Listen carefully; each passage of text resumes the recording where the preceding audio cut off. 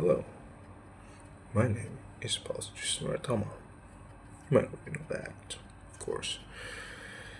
And today I'll be talking a little bit about the what's it called again?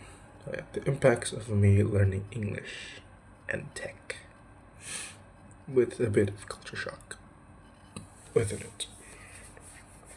Now, from what I've remembered, I can't exactly tell when, but I think it was second grade, so that's me at 7. And the reason I learned English from then was mostly because I had so many English media just shoved down onto me.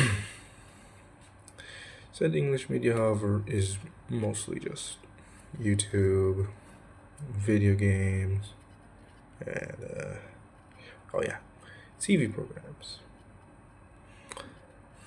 And just so I can actually, get around with the ever evolving tech from back then, at least, not today.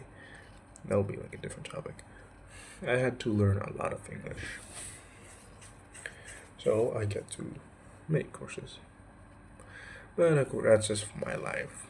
Who would care about that? Who would care about that, really? Although, of course, it might seem weird that, like I'm Indonesian and I'm watching English speaking people, like even native content creators, English content creators.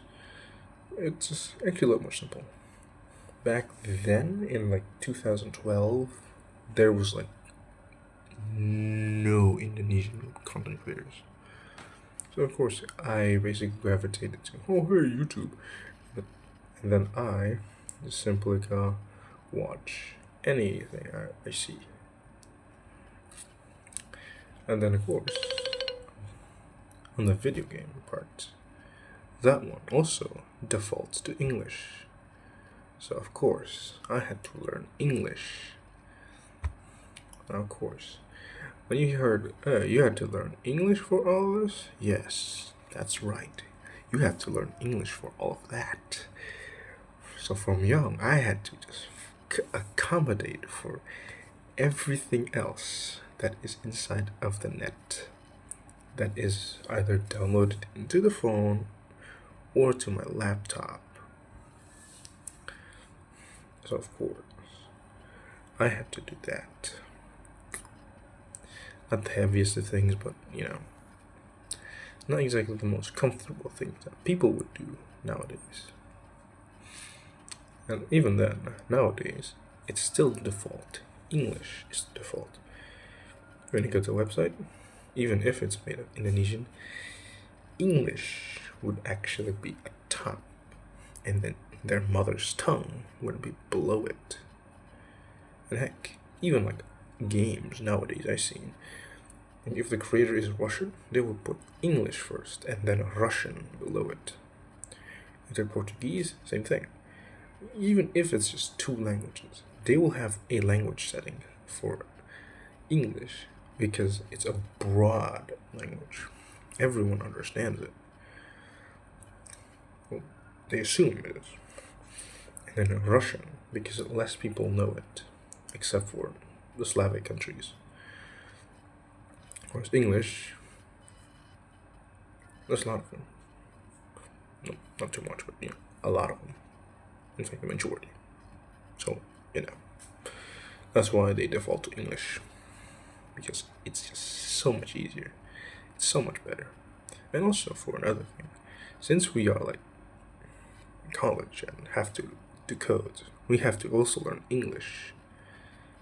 Because most of the curriculum, no, I mean, the material will come from English people.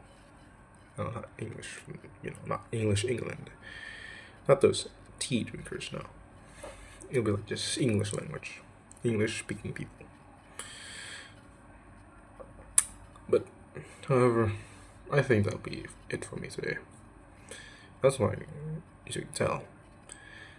Well, actually, maybe there's a little bit of a conclusion.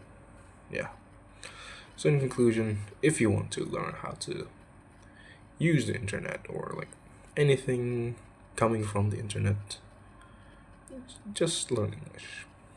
Learn it, and then you can use everything in the web. Everything. All of it. All of it. You can use all of it. You can even change more.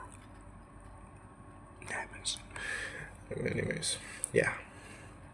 Learn English. You can use the web. Good. Goodbye. I have nothing else to say.